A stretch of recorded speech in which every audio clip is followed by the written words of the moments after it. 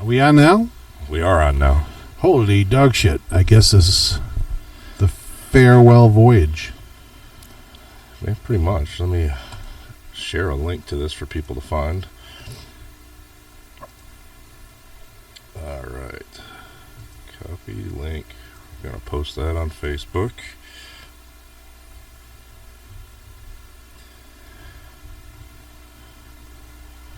Calling this the Improv show. No planning, no rules. Just talking about the show and what it will be. Or what it was before, for that matter. Because I think it'd be kind of cool to talk about the stuff that's happened on your show previously. Yeah, I would do that for a little bit. How goes it, Willie?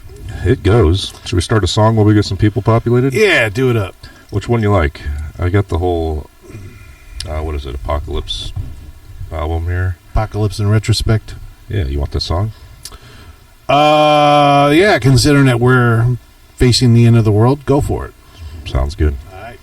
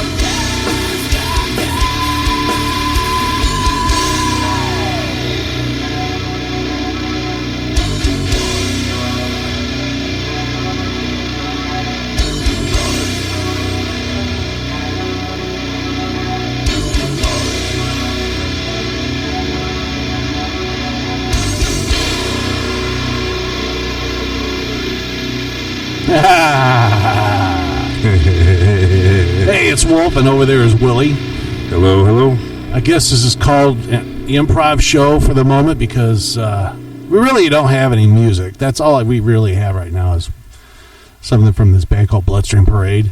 Yeah, with that said, if you have music you like featured that's metal, by all means get in touch with us. And It's supposed to be a metal show, but, we don't have any ins and outs right now to get new music. So we're going to be working on that for the next 6 months, accumulating music and songs and promoting new bands. So I just hope we get to do that. So awesome.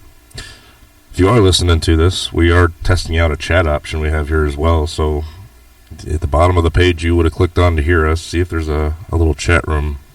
And by all means, send us a message there so we can hear from you if you have any questions. Do you hear me? Can you hear me, dear Lord? So I guess we're going to spend a little time talking about what the Wolf's Den once was, so people have an idea what they can expect in the future. I mean, you mentioned it being a music show. Oh, there it goes. Oh, you're...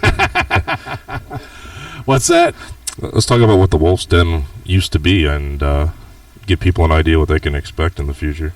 Oh, about 15 years ago, I started a show on an internet station, a show called The Wolf's Den.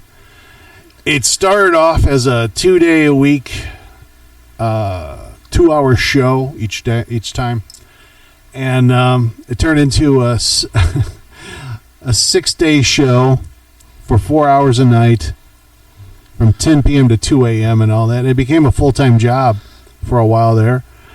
It was a lot of fun, though. I got to produce my own show and talk to people and play some great music and all that. And it grew into something pretty big for a little bit.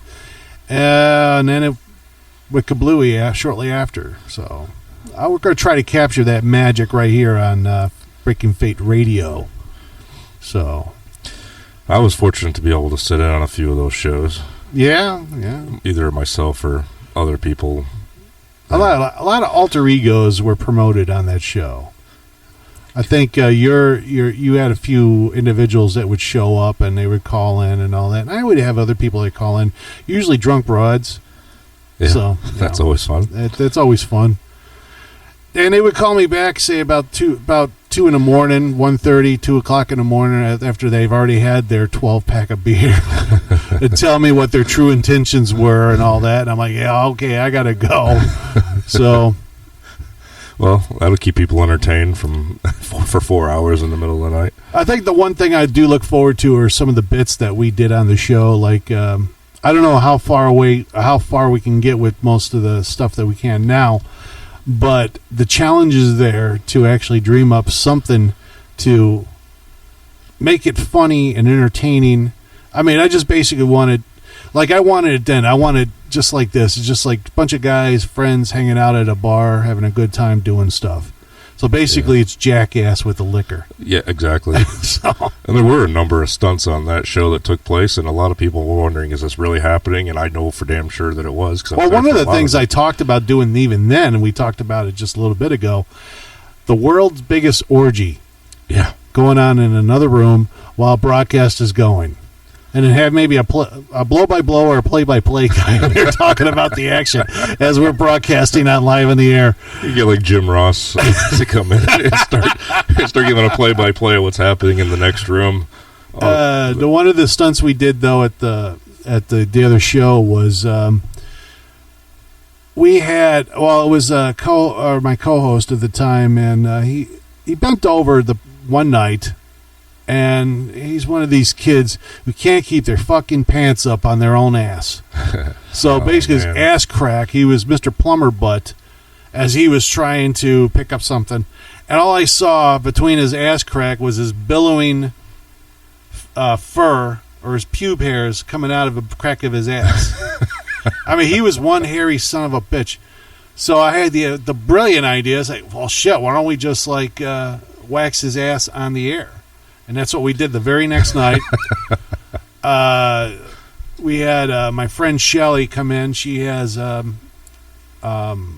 a salon over there in Bolingbrook, Illinois. And she basically brought a bunch of stuff that she helped us to, just scalp his ass. You know, we just waxed it off and started pulling. It was one of the funniest bits we ever did. It was like, well, lasted for maybe about all of 30 minutes. But we'll do stuff like that, and then we'll do stuff like we'll get our hands on a zapper collar for most dogs, and we'll try to enlist Whipping Boy. Maybe we'll actually get Donnie in here. Donnie Segura.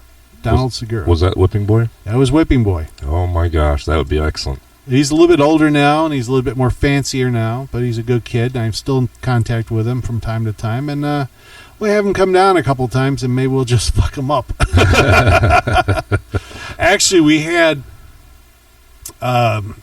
over in Chicago, there's this bar called the Exit, and on Thursday nights they have Bondage a Go-Go. Right. I've been there a couple times, and that shit's just so funny, so cool. We had a few of them people coming over to the show, and they performed a lot of their stuff, and we dressed Donnie up as basically a bitch. They put the makeup on, she spit in his mouth. It was just disgusting and gross and all that, but it went pretty well because there was this huge bay window right in the studio. You remember that? I remember. Well, I missed Anybody it, out in the fucking street could see what's going on. And as all this is going on, people are slowing up to see all these weird people beating up on Donnie, and it was just fantastic. Maybe even too, we'll find like I remember that Asian like streetwalker out there, no pants on. Oh my god, I totally forgot about that. Yeah, spaced out on that. He sent me out with a phone that day trying to talk to people randomly for like 2 blocks in downtown Chicago. I can't remember what the hell. After 10 p.m., man, around there, man, it just a weird number of people come out that they just stay down in the underground. 10 p.m. starts, and they just emerge to take their victims. Can't imagine it right now, seeing these photos and videos people are posting, with this whole shut-in situation we have right now. It just makes it look really apocalyptic and creepy out there. Well, for those of you who don't know, I live in a rural area now. I was born and raised in Chicago, lived in Chicago up until maybe this past June. And so now I live where the corn grows, which is not far from you. Right. About 45 minutes away. And I went down to Chicago to run some errands. And then me and my son were like, I was like, let's just go downtown, see how desolate it is. I saw the pictures, I've seen the video. Let's see how everything's going on downtown. And sure enough, man, the only ones that were out there were the homeless and the most ridiculous people. They were basically a guy with a mask on, and his pants are off his ass, and his ass is exposed. And another guy, he was asking for change. Then there was another guy with a mask on, no shirt. And then he got the other guys who, this is a new thing now, I guess, for the past several years, that all the homeless basically at the stoplights go up and down the park or the stop cars at the red light and ask for change. And I would not in a million fucking years would go up to any of those guys who would basically